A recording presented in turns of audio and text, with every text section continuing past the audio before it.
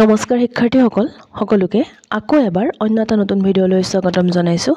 আজি আমি আলোচনা কৰিম হাই সেকেন্ডাৰী সেক্টৰ 2022 বৰ্ষৰ যোনখন তোমালোকৰ ITITS ৰ কুৱেশ্যন পেপাৰ আছিল সেই কুৱেশ্যন পেপাৰখনৰ সম্পূৰ্ণ অসমীয়াত সমাধান কৰিম আজি।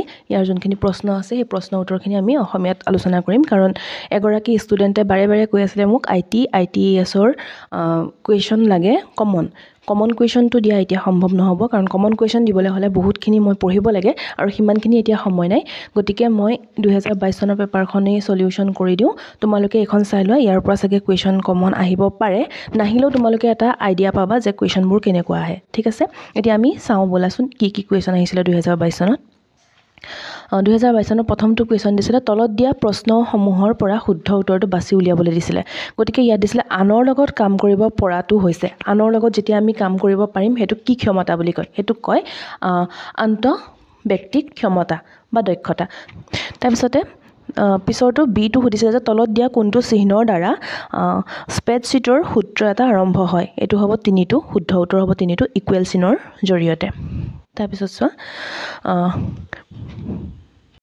C নম্বৰ প্ৰশ্নটোত সুধিছিলে যে প্ৰেজেণ্টেশ্যন এটাত আকৃতি আৰু চিত্ৰ সন্নিৱিষ্ট কৰিবলৈ তুমি কোনখন মেনুত ক্লিক কৰিব লাগিব। গতিকে C নম্বৰটোৰ শুদ্ধ উত্তৰটো হ'ব 4টো ইনচাৰ্টত তুমি ক্লিক কৰিব লাগিব, তেতিয়া তুমি প্ৰেজেণ্টেশ্যনৰ এটা আকৃতি বা চিত্ৰ সন্নিৱিষ্ট কৰিব পাৰিবা। তাৰপিছতে D নম্বৰ প্ৰশ্নটোত সুধিছিলে তলত দিয়া ভিতৰত কোনটো ব্যক্তি এজন ব্যক্তিত্ব বৰ্ণনা কৰাৰ মাপকাঠি নহয়। ব্যক্তিত্ব বৰ্ণনা কৰাৰ মাপকাঠি নহয় বুলি কৈছে। ইয়াত দিছিলে প্ৰথমটো আত্মবিশ্বাস, 2 নম্বৰতে মুক্ততা, তাৰপিছতে নিউৰোটিচিজম, তাৰপিছতে সন্মত। গতিকে ইয়াৰ শুদ্ধ উত্তৰটো হ'ব আত্মবিশ্বাস। ইয়াৰ পিছৰটো প্ৰশ্ন আমি চাওঁ। ই নম্বৰ প্ৰশ্নত সুধিছিলে তলত দিয়া কোন বাক্য বা বাক্যবোৰত কৰ্ম বাচ্যত আছে। গতিকে ইয়াৰ ভিতৰত শুদ্ধ উত্তৰটো হ'ব অপশ্যন 2টো দ্য ক্লক ৱাজ ৰিপেয়াৰ্ড বাই ৰাজু। তাৰপিছতে 2 নম্বৰটো চোৱা তলত দিয়া বাক্যসমূহ শুদ্ধ নে অশুদ্ধ নিৰ্ণয় কৰিবলৈ দিছিলে।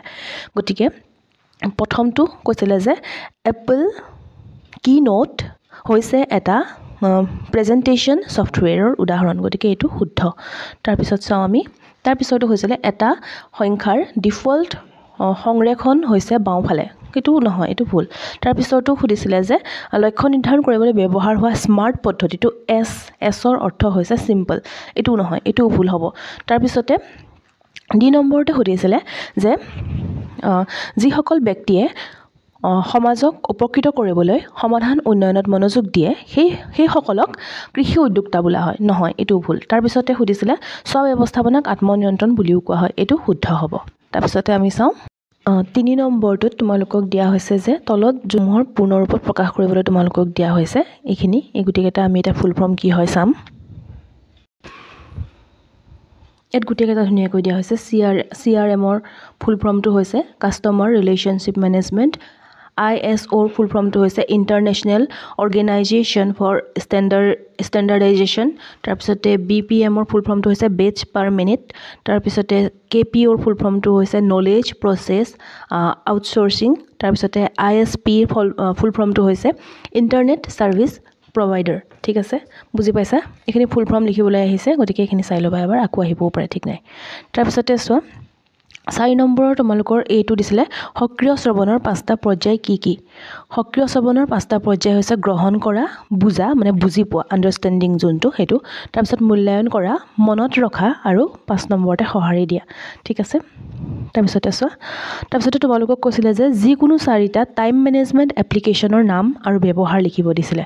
গতিকে ইয়াত ধুনীয়াকৈ লিখা হৈছে, ইয়াৰে 4টা জনপ্ৰিয় সময় ব্যৱস্থাপনা এপ্লিকেশ্যন আৰু তাৰ ব্যৱহাৰ ধুনীয়াকৈ দিয়া হৈছে। এইটো হৈছে ট্ৰেলো কিয় ব্যৱহাৰ কৰা হয় এইটো দিয়া হৈছে, এইটো আৱ্বদে। তাৰপিছতে ট্ৰডইষ্ট, তাৰপিছতে উদ্ধাৰ সময়, তাৰপিছতে প্ৰমোদন। ঠিক আছে, এইকেইটা গোটেইকেইটা ধুনীয়াকৈ দিয়া হৈছে, তোমালোকে পঢ়ি ল'বা, স্ক্ৰীনশ্বট এটা লৈ লোৱা। ইয়াৰ পিছত C নম্বৰটোত সুধিছিলে ব্যৱসায় প্ৰক্ৰিয়া আউটচৰ্চিং বা যোনটো চমুকে BPO বুলি কয়, মানে BPO মানে কি সুধিছিলে, আৰু ভাৰতীয় BPO কোম্পানীয়ে আগবঢ়োৱা বিভিন্ন সেৱাসমূহ কি সুধিছিলে। গতিকে সেইটো ধুনীয়াকৈ দিয়া হৈছে। আৰু ভাৰতীয় BPO কোম্পানী আগবঢ়োৱা সেৱাসমূহ গ্ৰাহক সমৰ্থন, তাৰপিছতে কাৰিকৰী সমৰ্থন, তাৰপিছতে তথ্য প্ৰৱেশ ধুনীয়াকৈ দিয়া হৈছে। টেলিমাৰ্কেটিং, তাৰপিছত টেলিমাৰ্কেটিং হ'ব এইটো টেলিমাৰ্কেটিং, তাৰপিছতে মানৱ সম্পদ, ধুনীয়াকৈ দিয়া আছে বীমা প্ৰক্ৰিয়াকৰণ গোটেইখিনি চাই ল'বা স্ক্ৰীনশ্বট এটা লৈ লোৱা পঢ়ি ল'বা ইয়াৰ পিছত চোৱা ইয়াৰ পিছত তোমালোকক সুধিছিলে ERP সিস্টেম কাক বোলে আৰু যিকোনো দুটা ERP সিস্টেমৰ যিকোনো দুটা বিক্ৰেতাৰ নাম লিখিবলৈ দিছিলে ইয়াত ধুনীয়াকৈ দিয়া হৈছে গোটেইটো ধুনীয়াকৈ উত্তৰটো তোমালোকে পঢ়ি ল'বা পঢ়ি নাথাকো চোৱা স্ক্ৰীনশ্বট এটা লৈ লোৱা আৰু পঢ়ি ল'বা ঠিক আছে তাৰ পিছত চোৱা যেটো হৈ গ'ল আমাৰ ইটো আৱৰ্জনা পৰিমাণ কম কৰিবলৈ আমি কেনে ধৰণৰ পদক্ষেপ ল'ব লাগে হেতু ধুনীয়াকৈ দিয়া হৈছে আৱৰ্জনা মানে যোনটো আৱৰ্জনাৰ পৰিমাণ হেতু আমি যদি হ্ৰাস কৰিব লগিয়া হয় তেনেহলে আমি কি পদক্ষেপ ল'ব লাগিব ধুনীয়াকৈ দিয়া হৈছে তোমালোকে এইখিনি পঢ়ি ল'বা তাৰ পিছতে F নম্বৰটো সুধিছিলে চাৰিটা অনলাইন শিক্ষামূলক বজাৰৰ নাম লিখিবলৈ দিছিলে য'ত কি কৰা হয় লোকসকলে বজাৰৰ বিষয়ে আৰু বিভিন্ন ট্ৰেডিং কৌশল সম্পৰ্কে তেওঁলোকে শিকিব পাৰে ব্যক্তিসকলে একেটা হৈছে ইউডেমি তাৰ পিছতে কৰ্সেৰা তাৰ পিছতে ইডেক্স তাৰ পিছতে থিংকিফিক তাৰ পিছতে কাজাভি আৰু লাৰ্ন ৱৰ্ল্ডছ খিনি গোটেইখিনি ইয়াৰ ভিতৰতে চাৰিটা নে কিটা লিখিব দিছে তোমালোকক চাৰিটা ঠিক আছে তোমালোকে চাৰিটা লিখি দিবা যোনকেইটা সহজ পোৱা সেইকেইটা লিখি দিবা ইয়াৰ পিছত পেৰোল কাক বোলে আৰু পেৰোলৰ উপাদানসমূহ কি পেৰোল কাক বোলে উপাদানসমূহ কি ধুনীয়াকৈ দিয়া হৈছে চোৱা পেৰোলৰ উপাদানসমূহ বুলি ইয়াত লিখি দিয়া হৈছে এইখিনি পেৰোলৰ উপাদানসমূহ ঠিক আছে উপাৰ্জন কৰ্তন ক্ষতিপূৰণ অনুপস্থিতি আৰু স্পষ্ট বস্তু ইয়াৰ পিছত প্ৰশ্নটো তোমালোকক 5 নম্বৰ প্ৰশ্নত তলত দিয়া প্ৰশ্নবোৰৰ যিকোনো দুটাৰ উত্তৰ দিবলৈ দিছিলে ERP সফটওয়্যাৰৰ ব্যৱহাৰৰ তিনিটা সুবিধা ব্যাখ্যা কৰিব দিছিলে